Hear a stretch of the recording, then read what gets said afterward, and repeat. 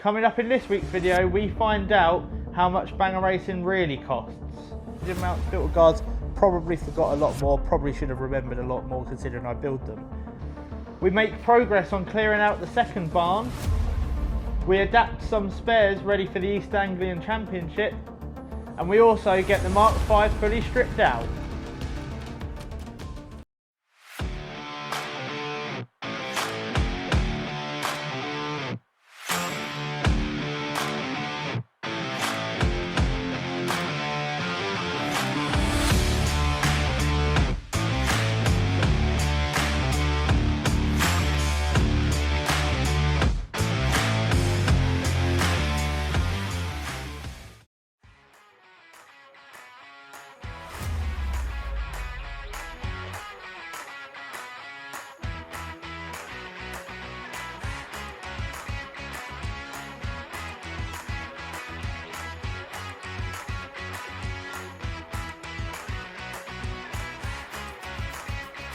So we've gone around the edges to get the rest of the rubber and the glass off.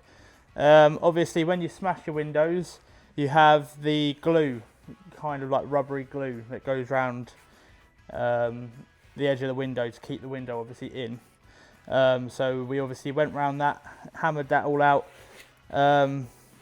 Obviously there's still little bits of glue and rubber, but we'll tidy that all up once everything else is stripped.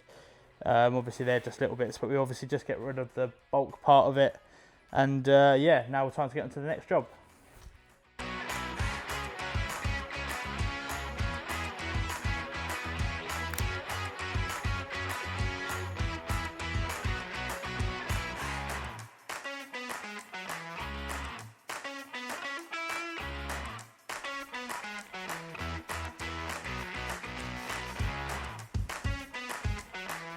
So now we're here tackling the door. As you can see, all the mechanisms and the windows still in the door. And you saw from last video on time lapse of me getting it out. So I'm going to show you how all of this stuff comes out. So obviously you pull your door skin off, and then you've got these little rivets. And literally as simple as drill all of them out, and everything in there should slowly become loose, and then you should be able to like wiggle it out. Can be a bit of a tedious job, but let's get it done.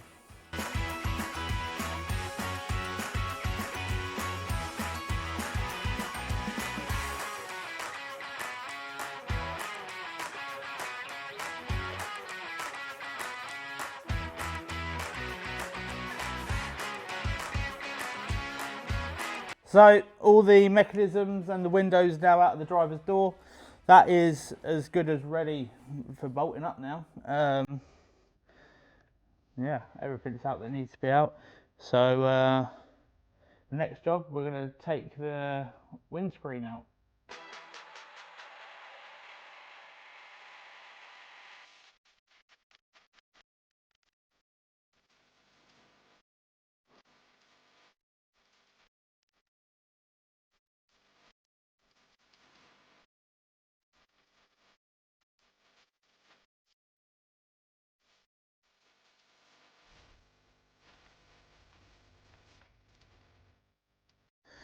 So that's the windscreen all out. It's quite a tiring job, especially that end bit, going round the whole edges, getting rid of all the remaining bits of glass. Like I said, same with the back. You obviously do still get some little bits that need to be taken off. I'll do that at the end once everything else is out. But another job done.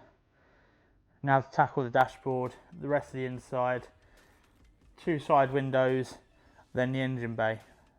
Then it's pretty much nearly there. Deary me.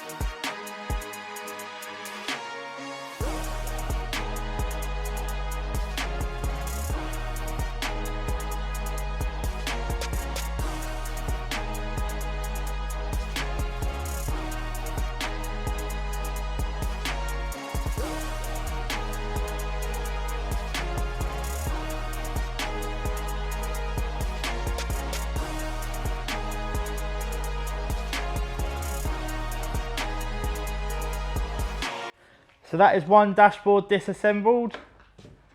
Worst job of it all. Hate it.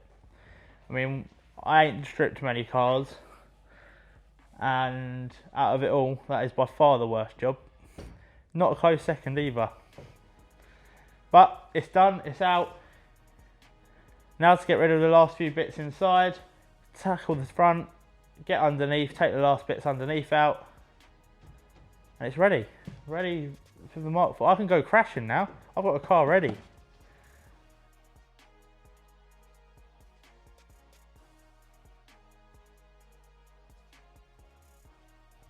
So, with the power of editing, it's all stripped inside. Obviously it needs a good hoover, but obviously the column's out, the throttle pedal's out. Obviously we have different columns. I have a custom made column. All original, but obviously got welded bits to it to make it fit for me.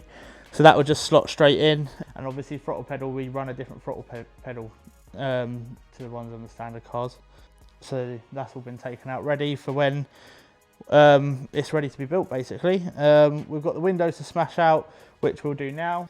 Give it a little hoover up before we go, and then the engine and the front end of the car I'll do tomorrow, because I should really get back home. And then obviously we've got to do the fuel tank, little bits and bobs underneath, and it's good to go, ready for the stuff to be thrown in, and away we go.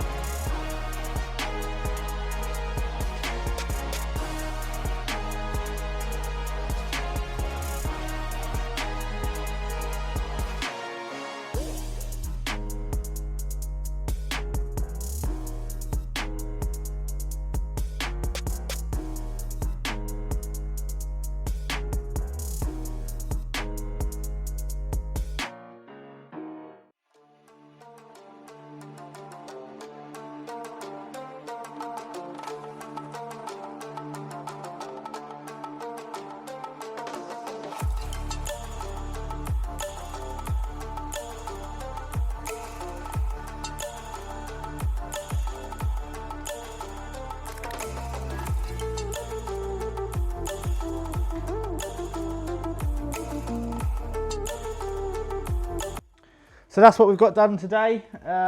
Nearly all stripped out. Inside pretty much done now. Windows are all out. Just the front end to do, and we'll do that tomorrow. But other than that, it's pretty much there. It's looking more and more like a banger now, just without the plates and the frames and everything else. And like I say, we'll get the rest done tomorrow. So, new location. Whiteboard. A few people in the last episode asked, how much does racing cost?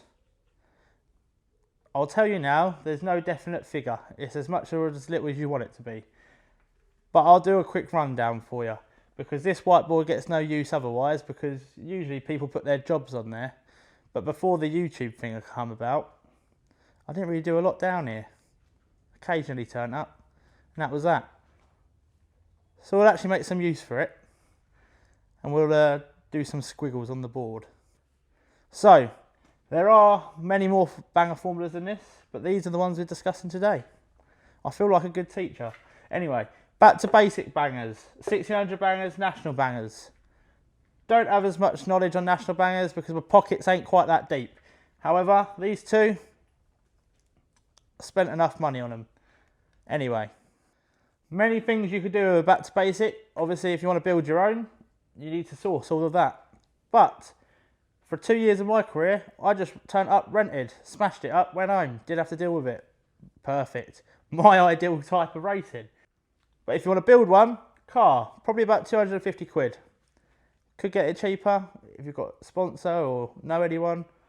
But for the most part, we'll say 250 quid.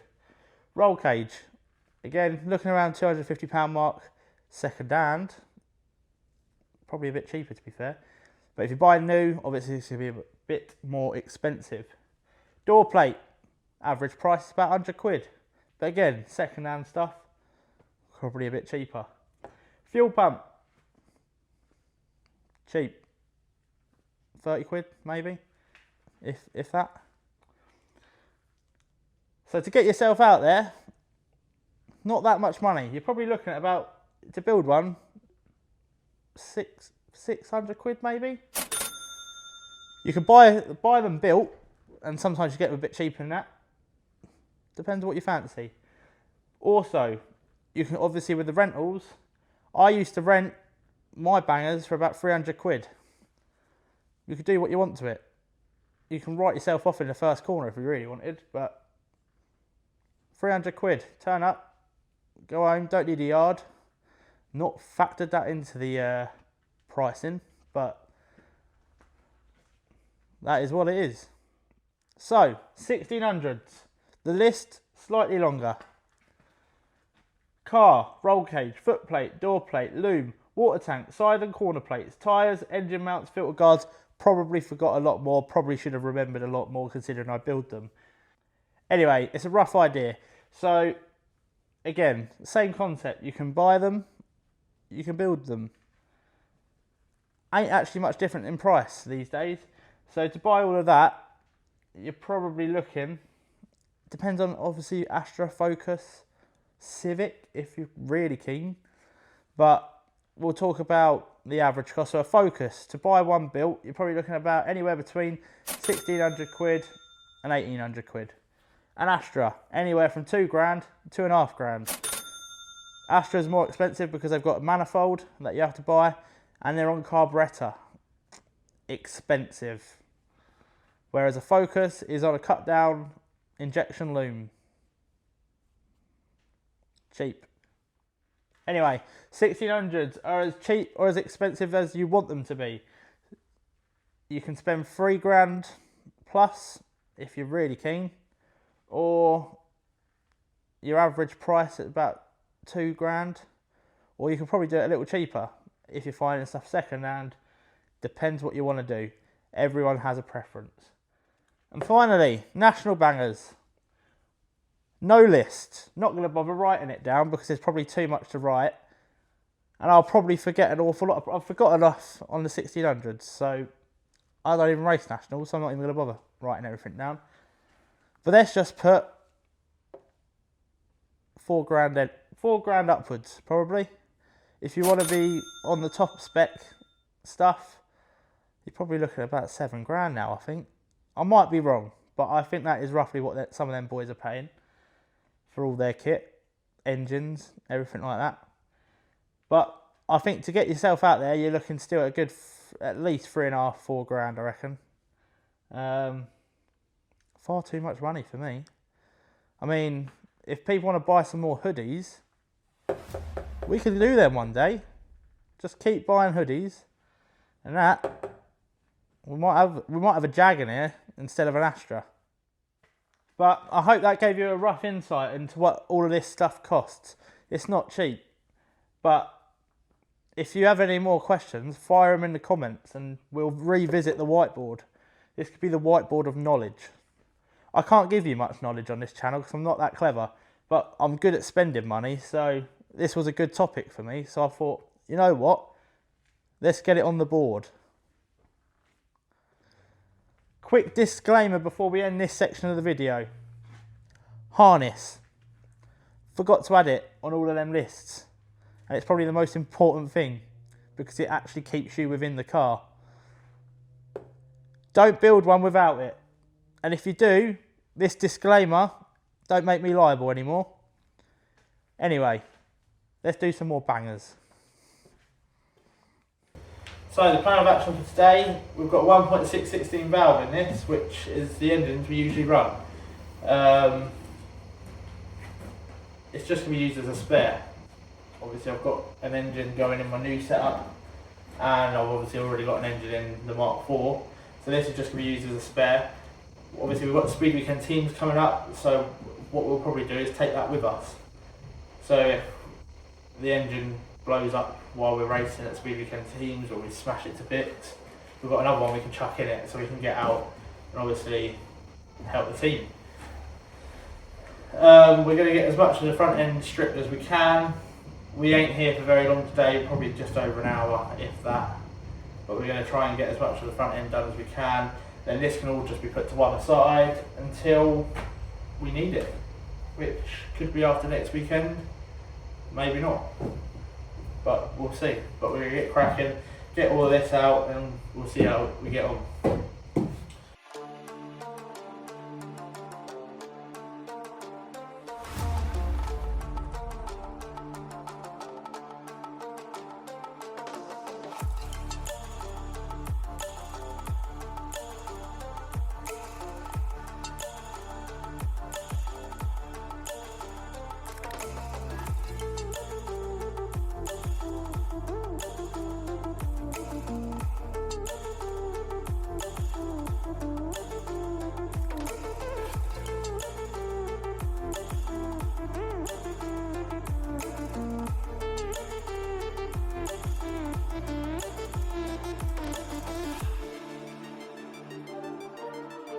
So that's the engine all out, and it's slowly looking like an empty shell.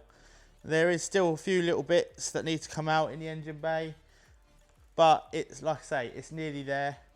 We'll obviously get all them little bits stripped off.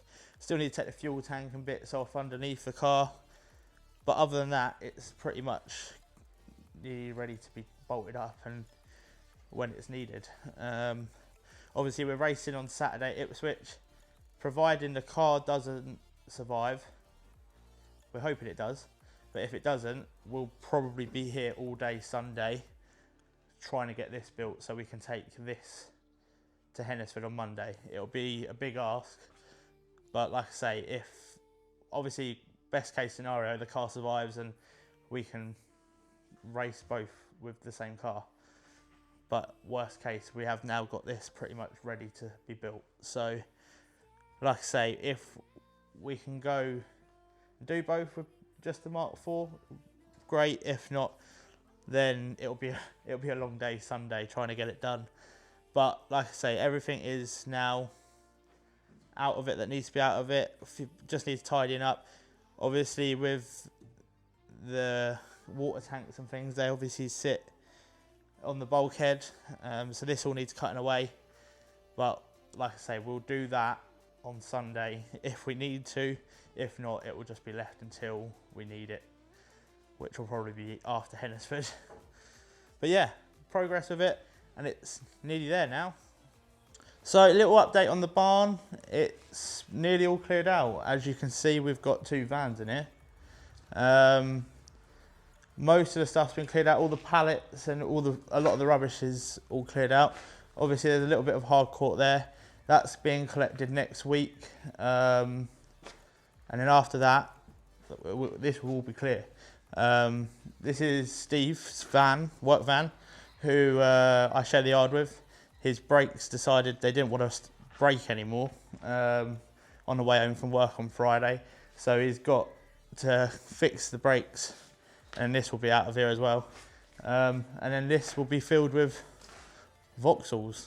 Like I say, racing's only just started to kick into gear now. There's going to be obviously meetings more frequent. So yeah, it will do its job. It's not the prettiest thing, but it's only going to be here to store a few cars, and that's all we need it for. So a little update on that. And yeah, nearly there with it. So one of the last jobs we've got to do before we race on the weekend is we're running low on passenger bottom arms.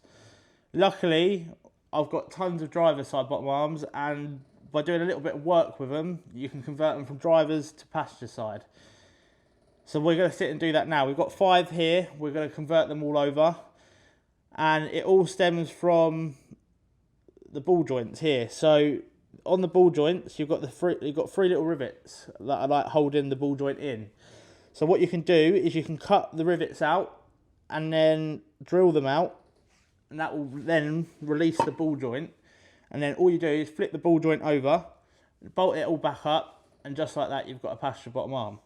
So we're going to sit and go through all of these now, get them done. So then over the weekend, we ain't got to worry about not having enough spares, because we'll have, well, 5. We've got enough now to cover us for every race we get out for. If worst comes to worst, we bend the bottom arm in every race, we've now covered for the weekend. So we're going to get cracking, get all of these done, and after that, we ain't really got much left to do. We're literally all caught up and ready for the weekend. So let's get it done.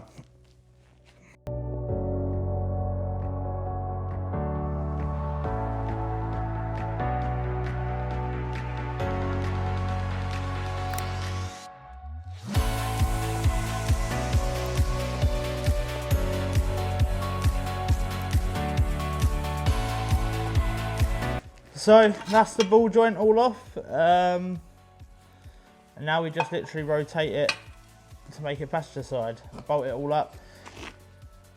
To do this, you really do need some sharp drill bits, and after you've done it, they'll probably not be very sharp anymore, but it's got to be done. If not, there's no point in going racing, because you need the spares. So yeah, we now will put this, bolt this all back on, and yeah, it's done.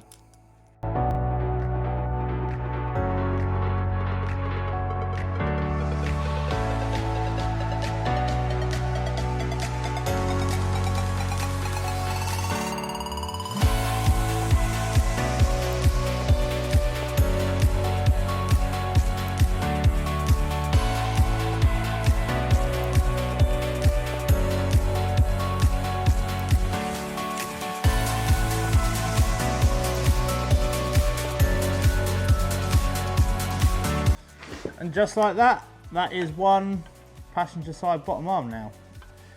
We'll cut the heads off, just so it's a bit neater and don't get in the way, because they all need cutting down. So obviously when the ball joint goes in, it goes in nicely and doesn't get obstructed by anything. But yeah, that is one done. So a couple more now to do. I don't know if we're going to be able to do the 5 hours after, because I don't think we'll have the cutting discs to go through and do 5. But even if we get 3 or 4, we have already got 2 pasture ones anyway. So we'll cut these down, and then we'll get cracking with the next lot, and then we're done.